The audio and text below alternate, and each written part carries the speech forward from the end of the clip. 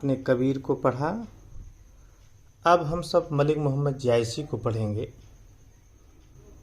तो मलिक मोहम्मद जायसी का जन्म उत्तर प्रदेश के रायबरेली जिले के जायस नामक गांव में 1465 ईस्वी में हुआ था।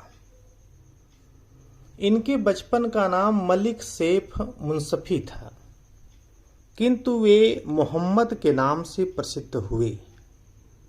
मलिक उनकी पैतृक उपाधि थी और जायस के निवासी होने के कारण ये जायसी कहलाते थे।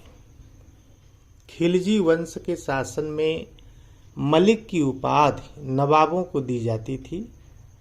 इस उपाधि से स्पष्ट है कि जायसी का वेश नवाबों का वंश था। वे जाति के शेख थे। उनके पिता का नाम मलिक शेख ममरेज या मलिक राजे अशरफ था। जायसी उनके बड़े पुत्र थे। उनके 2 पुत्र और थे, मलिक सैफ मुजफ्फर और मलिक सैफ हाफिज। 3 भाई छोटे छोटे थे। जब उनके माता पिता की मृत्यु हो गई, इससे उनका लालन पालन उनकी ननिहाल मानिकपुर, ये प्रतापगढ़ में है, हुआ। बड़े होकर जायसी पुनः जायस जाकर रहने लगे। तो जायसी 6 वर्ष की अल्पावस्था में ही चेचक के प्रकोप से उनकी बाईं आंख चली गई और उनका बायां कान भी सुन्न पड़ गया। अपने विषय में स्वयं उन्होंने लिखा है कि मोहम्मद बाई दिस तजा इक सरवन इक कान। तो जायसी का शरीर भी कुछ कुबड़ा था और चेहरे पर चेचक के कई दाग उभर आए थे, जिससे वे बहुत कुरूप हो गए थे। लेकिन अपनी कुरूपता से उनमें किसी तरह का हीन भाव नहीं आया था। प्रत्युत अपनी कुरूपता को वे अल्लाह की देन समझकर उस पर गर्व करते थे। कहते हैं कि एक बार बादशाह शेरशाह उनकी कुरूपता पर हंस पड़ा। जायसी ने अपने ऊपर शेरशाह को हंसते देखकर कहा कि मोकी हंसस, मुझ पर तुम हंस रहे हो। मोकी हैं, कह रहे हैं मोकी हका हंसत की कोहरियई, अर्थात तुम मुझ पर हंस रहे हो या इस कुम्हार अर्थात सृष्टिकर्ता अल्लाह पर, जिसने इस शरीर को गढ़ा है। तो ये तो जायसी के विषय में आप लोग जाने। अब जायसी के विषय में कुछ और इनका पारिवारिक परिचय प्राप्त आपने हो गया। कुछ और जान लीजिए कि ये गृहस्थ थे। वे एक पुत्र के पिता भी थे, लेकिन अधिक दिनों तक वे गृहस्थ न रह सके। अचानक मकान के नीचे दब जाने से उनके पुत्र की मृत्यु हो गई। इससे जायसी विरक्त हो गए। सूफी संप्रदाय की ओर प्रारंभ से ही उनका झुकाव था। विरक्त हो जाने पर चिश्तिया सूफी संप्रदाय के प्रसिद्ध पीर शेख मोहिद्दीन से उन्होंने दीक्षा ली और कुरान में इनका अटल विश्वास था। अन्य धर्मों के प्रति भी उनकी उदार भावना थी। जायसी उच्च कोटि के सूफी साधक थे। उनका हृदय भावना से और प्रेम की पीर से भरा था। लोक पक्ष और भाव पक्ष दोनों के ये पंडित थे। मुसलमान फकीरों की एक प्रसिद्ध गद्दी की शिष्य परंपरा में होते हुए भी उनके धार्मिक विचार अत्यंत उदार थे। उपासना के क्षेत्र में वे निर्गुण ब्रह्म के उपासक थे और ये बहुत बड़े सिद्ध पुरुष थे और इनके बहुत से शिष्य भी थे। इनका एक शिष्य अमेठी में रहता था। वह नागमती का 12 मासा गा गा कर घर घर भीख मांगता था। एक दिन अमेठी नरेश ने उसे बुलाकर 12 मासा सुना और उससे उसके रचयिता का नाम पूछा। शिष्य ने जायसी का नाम बता दिया। राजा ने बड़े सम्मान पूर्वक जायसी को अपने यहाँ बुलवाया। तब से मलिक मोहम्मद अमेठी में रहने लगे। अमेठी में के मंगरा वन में वे रहते थे। एक दिन एक शिकारी उस वन में शिकार के लिए गया। उसे वहां एक बाघ की गरज सुनाई दी। आत्मरक्षा के लिए उसने गोली चला दी। पास जाकर जब उसने देखा तो उसे बाघ के स्थान पर जायसी का शव मिला। अमेठी के राजा ने वहीं उनकी समाधि बनवा दी, जो अब तक वर्तमान है। इस किंवदंती के अनुसार जायसी की मृत्यु 1542 ईस्वी मानी जाती है। ठीक है, आगे देखिए इनकी रचना भी है, जैसे पद्मावत, अखरावट, आखिरी कलाम, कहरनामा। कहरनामा को जो है महरी बाईसी भी कहते हैं। और पांचवी रचना इनकी चित्ररेखा है। इनकी कृतियों में आप सब पढ़े भी होंगे। पद्मावत सर्वाधिक महत्वपूर्ण है। यह एक महाकाव्य है जिसकी रचना एक प्रेमाख्यानक को लेकर हुई। इसमें चित्तौड़ के राजा रत्नसेन और सिंघल द्वीप की राजकुमारी पद्मावती की प्रेम कथा इतिहास और कल्पना के मिश्रित आधार पर अंकित है। तो ये तो पद्मावत इनका बड़ा प्रसिद्ध ग्रंथ है। इसी प्रकार अखरावट भी इनका है। ये भी दो प्रकार के पद्य हैं इसमें। एक तो वे जो अक्षरों के क्रम के अनुसार रचे गए हैं, दूसरे जिनका अक्षरों के क्रम से कोई संबंध नहीं है। इन पदों में गुरु शिष्य संवाद की प्रधानता है। आखिरी कलाम जो इनका ग्रंथ है जायसी का, तो जायसी ने पहले तो ईश्वर की स्तुति की है और फिर आत्म परिचय देते हुए मोहम्मद साहब और गुरु की स्तुति के साथ प्रलय का दृश्य चित्रित किया है। तो पद्मावत जो है ये आप लोग समझिए कि 57 खंडों में विभाजित है। तो आप में इसमें कहीं 57 दिया है, कहीं 58 दिया है, और इसमें 653 दोहे हैं। इसका प्रारंभ जो स्तुति खंड से किया गया है, इसमें कवि ईश्वर का स्मरण करता है।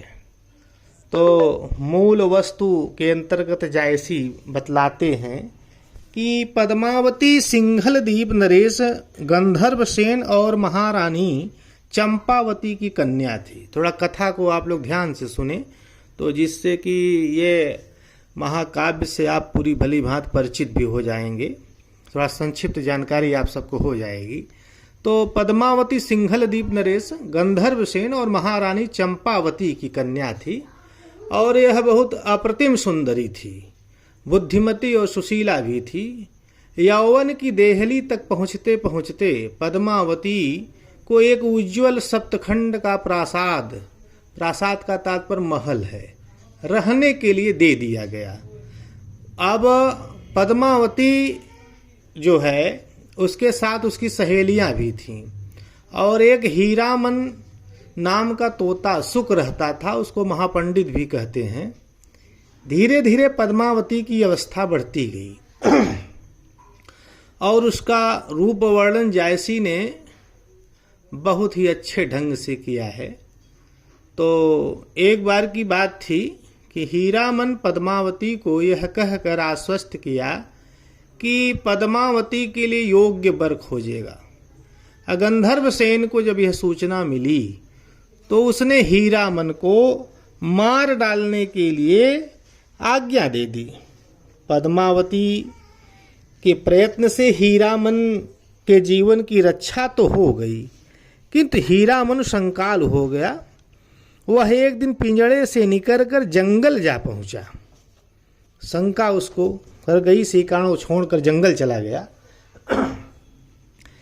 तो क्या होता है कि जंगल में हीरामन तोता जो है दाने के लोभ में एक बहेलिए के जाल में फंस गया। अब बहेलिया उसे हाट ले गया। हाट का तात्पर्य बाजार से है, जहां चित्तौड़ के एक ब्राह्मण ने हीरामन की योग्यता से प्रभावित होकर क्रय कर लिया। चित्तौड़ के महाराज चित्रसेन के दिवंगत होने पर रत्नसेन सिंहासनारूढ़ हुआ। हीरामन की प्रशंसा सुनकर रत्नसेन ने उसे ब्राह्मण से खरीद लिया। इतनी कथा आप लोगों ने सुना। इसके बाद और इस कहानी को सुनिए। तो बात और क्या होती है, एक दिन राजा रत्नसेन शिकार करने गए थे। और उनकी रूप गर्विता रानी नागमती दर्पण के सामने खड़ी अपने ही सौंदर्य पर रीझी हुई थी। एकाएक उसके मन में एक विचार कौंधा तथा उसने हीरामन से प्रश्न किया, क्यों हीरामन, तुम्हारे सिंघल में क्या मेरे समान कोई सुंदरी है? अब इतना कहते ही हीरामन तोता ने तत्काल उत्तर दिया कि पद्मिनी के और तुम्हारे सौंदर्य में दिन रात का अंतर है। अब याद करिए, तुलसीदास जी ने मानस में कहा है, नारी ने मोह नारी के रूपा पन्नगारी यह रीति अनूपा। अर्थात एक नारी का सौंदर्य अच्छा नहीं लगता। तोता कह दिया, अब नागमती को कैसे अच्छा लगे? सुए के इस अप्रत्याशित उत्तर से नागमती एकदम बौखला गई और पति द्वारा परित्यक्त होने की भावी आशंका से उसने क्या कर दिया, एक अपने अनुचर को बुलाया, कहा इस तोते को मार डालो। अब उसका जो दास था या दासी आए, हीरामन को मारने के बजाय वो लोग छिपा दिए। आखेट से लौटने पर जब हीरामन को न पाकर राजा ने नागमती को उसे प्रस्तुत करने को कहा, तब चतुर दासी ने सुए को प्रस्तुत कर नागमती के जीवन की रक्षा की। रत्नसेन ने हीरामन से नागमती द्वारा दंडित किए जाने का कारण पूछा। हीरामन ने सब कुछ सच सच बता दिया। रत्नसेन ने हीरामन से पद्मिनी के विषय में पूछा। हीरामन ने उसका नख सिख वर्णन कर दिया। तो रत्नसेन पद्मावती की रूप चर्चा से अभिभूत हो गया। वह अपनी माँ और पत्नी के विरोध के बावजूद 16,000 सैनिकों के साथ योगी बनकर सिंघलगढ़ के लिए चल पड़ा। अब कथा के आगे बढ़ती है। तो समुद्र तट पर पहुंचने पर राजा गजपति ने रत्नसेन की बड़ी आवभगत की और सिंघल जाने के लिए जहाजों की व्यवस्था कर दी। रत्नसेन तथा उनके साथी क्रमशः कई साथी थे, तो किसी तरीके से खार, खीर, दधि, उदधि, सुरा, किलकिला समुद्रों की कठिन यात्रा करते हुए मानसर पहुंचे, जहां उन्हें शांति मिली। सिंघल पहुंचकर हीरामन ने रत्नसेन को महादेव के मंदिर में ठहरा दिया और कहा कि बसंत पंचमी के दिन पद्मावती मंदिर में पूजन करने आएगी, तब उससे पद्मावती के दर्शन होंगे और उसकी उपलब्धि हो सकेगी। रत्नसेन को समुचित निर्देश देकर हीरामन पद्मावती के पास गया। अब पद्मावती को हीरामन ने रत्नसेन के आगमन की सूचना दी तथा बसंत पंचमी को महादेव के मंदिर में पहुंचने का वचन ले लिया। अब इसके उपरांत क्या होता है, उसने इस तथ्य की सूचना रत्नसेन को भी बता दी। बसंत पंचमी के दिन पद्मावती सखियों को साथ लेकर महादेव के मंदिर में गई, पूजा की, वर मांगा, फिर योगियों के दर्शन किए। रत्नसेन पद्मावती को देखते ही मूर्छित हो गया। ध्यान दीजिए, रत्नसेन पद्मावती को देखते ही मूर्छित हो गया। अब पद्मावती ने चंचनोपचार द्वारा रत्नसेन को होश में लाने की चेष्टा की, किंतु रत्नसेन की चेतना नहीं लौटी। पद्मावती अपने महल वापस चली गई। अब देखिए क्या होता है कि रत्नसेन की मूर्छा दूर हुई तो वह रोने लगा। उसने मरने का संकल्प कर लिया। संयोगवश उसी समय शिव पार्वती वहां आ गए। पार्वती ने रत्नसेन से उसके प्रेम की कहानी सुनी, उसके प्रेम की परीक्षा की तथा महादेव से रत्नसेन पर कृपा करने की प्रार्थना की। महादेव ने रत्नसेन को एक सिद्ध गुटिका दी और पद्मावती तक पहुंचने का मार्ग भी बता दिया। आगे देखिए, गंधर्वसेन को जब पता चला कि एक जोगी भिक्षा स्वरूप पद्मावती को चाहता है, तो वह क्रोध में पागल सा हो गया। उसने मंत्रियों को सलाह दिया कि आक्रमण कर जोगियों को कैद कर लिया जाए और उसने सबको फांसी देने का निर्णय किया। इस समय महादेव पार्वती भांट भाटिन का वेश धर कर पहुंच गए। उन्होंने गंधर्वसेन को समझाया और जब देखा कि गंधर्वसेन नहीं मानेगा तो उसे युद्ध करने की चुनौती दी। देवताओं को अपने खिलाफ पाकर गंधर्वसेन की अकल ठिकाने आ गई। हीरामन की साक्ष्य से विवाह संपादित हुआ। जोगियों के लिए 16,000 पद्मिनियां प्रदान की गई। अब पद्मिनी रतन सेन के साथ आनंद पूर्वक जीवन बिताने लगी। पद्मावती को रत्नसेन के संयोग से जितनी प्रसन्नता हुई, नागमती के वियोग के दिन उतने ही कष्टकर हुए। ये तो रही कथा। अब इसके बाद थोड़ा और देखिए, सुनिए कथा को। नागमती वियोगावस्था में वन में गई। वन के एक पक्षी को नागमती पर दया आ गई। वह पक्षी उड़कर सिंघल गया। संयोग से उस पक्षी को रत्नसेन से भेंट हो गई। नागमती की वेदना सुनकर रत्नसेन गंधर्वसेन के पास गया तथा उससे स्वदेश लौटने की आज्ञा मांगी। राजा गंधर्वसेन ने शुभ मुहूर्त में प्रचुर धन धान्य देकर पद्मावती को रत्नसेन के साथ विदा किया। तो समुद्र यात्रा काल रत्नसेन तथा उसके साथी राक्षस के चक्कर में पड़कर मुसीबत में फंस गए। सब बहकर एक दूसरे से छूट गए। पद्मावती बहकर लक्ष्मी के हाथ लगी, अर्थात समुद्र कन्या। पद्मावती ने लक्ष्मी को अपने वियोग की कहानी सुनाई। लक्ष्मी ने पिता से कहकर रत्नसेन की खोज कराई।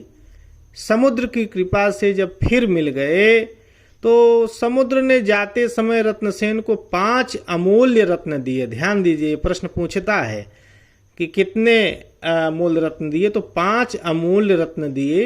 रत्नसेन चित्तौड़ लौटे। प्रजा में हर्ष की लहर दौड़ गई। ये कथा हो गई कि अब आ गए।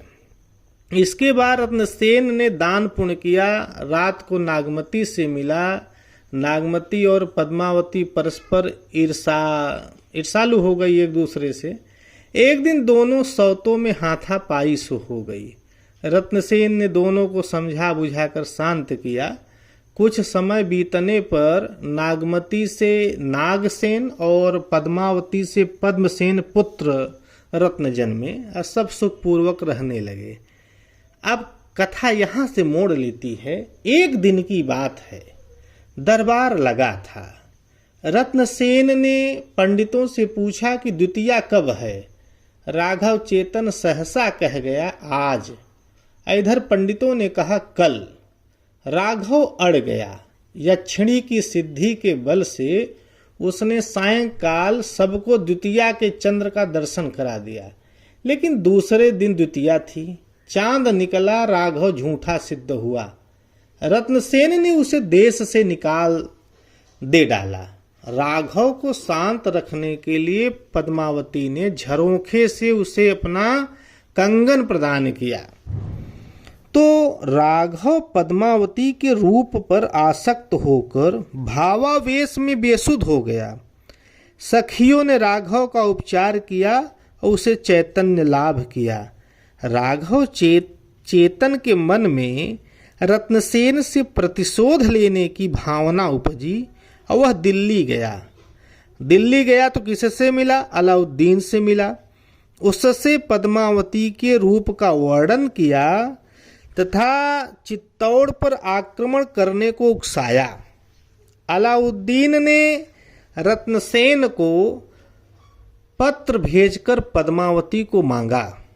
यह रत्नसेन के लिए असह्य था। उभय पक्षों से युद्ध की तैयारी हुई। अलाउद्दीन ने आक्रमण किया। घमासान युद्ध हुआ। विजय की आशा न देख उसने संधि का प्रस्ताव किया और संधि हो गई। अलाउद्दीन ने चंदेरी देना स्वीकार किया और रत्नसेन ने समुद्र से प्राप्त पंचरत्न दिया। दोनों की एक दूसरे से आदान प्रदान हुआ और संधि हो गई। रत्नसेन ने अलाउद्दीन को भेज दिया और उसे गढ़ दिखाया। शतरंज खेलते समय अलाउद्दीन ने शीशे में पद्मिनी की प्रतिछाया भी देख ली। अब यहाँ से क्या होता है कि विदा के समय अलाउद्दीन ने धोखे से रत्नसेन को कैद कर लिया और उसे लिए दिल्ली चला गया।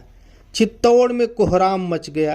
नागमती और पद्मावती खूब रोईं। कुंभलनेर के महाराज देवपाल ने अवसर से लाभ उठाने के उद्देश्य में पद्मावती को दूती के माध्यम से फुसलाकर हस्तगत करने का असफल प्रयत्न किया। इसी प्रकार का एक असफल प्रयत्न अलाउद्दीन ने अपनी एक वेश्या के द्वारा किया। तो अब स्थिति क्या हुई कि पद्मावती विवश होकर गोरा बादल के पास गईं। दोनों ने गुप्त योजना द्वारा रत्नसेन को कैद से छुड़ाने का निश्चय किया। बादल की पत्नी और मां ने उसे युद्ध से विरत करने की चेष्टा की, किंतु बादल न माना। 1600 पालकियां सजाई गई। सभी में रणकुशल सशस्त्र राजपूत योद्धा थे। पद्मावती की पालकी में लोहार बैठा। प्रसिद्ध कर दिया गया कि पद्मावती अलाउद्दीन के पास जा रही है। गोरा बादल साथ में थे। सब दिल्ली पहुंचे। गोरा बादल अलाउद्दीन से मिले और उन्होंने अलाउद्दीन को बताया कि वह रत्नसेन से अंतिम बार मिलकर गढ़ की चाबियां देंगी और फिर उसके महल में हमेशा रहने के लिए आ जाएंगी। अलाउद्दीन ने आज्ञा दे दी। पद्मावती की पालकी में बैठा लोहार रत्नसेन से मिला। उसने तुरंत रत्नसेन की सारी योजना समझाई। रत्नसेन को उसने सारी योजना समझाई और उसकी बेड़ियां काट दी। रत्नसेन के बंधन मुक्त होते ही युद्ध छिड़ गया। इस युद्ध का दुष्परिणाम यह हुआ कि गोरा वीरगति को प्राप्त हुआ। रत्नसेन चित्तौड़ वापस आया। पद्मिनी से देवपाल की अशिष्टता का हाल सुनकर उसने दूसरे ही दिन उस पर धावा बोल दिया और उसने देवपाल को तो मार डाला, किंतु स्वयं भी युद्ध में संघातिक रूप से आहत होने के कारण दिवंगत हो गया। रत्नसेन की मृत्यु हो जाती है। अब मृत्यु से पूर्व रत्नसेन ने बादल को चित्तौड़ प्रदान कर दिया। नागमती और पद्मावती सती हो गई। अलाउद्दीन ने पद्मावती को पाने के विचार से फिर चित्तौड़ पर हमला किया और पुरुष वर्ग शत्रुओं से लड़कर वीरगति को प्राप्त हुए। स्त्रियों ने जलकर जौहर किया और चित्तौड़ पर मुसलमानों का अधिकार हो गया।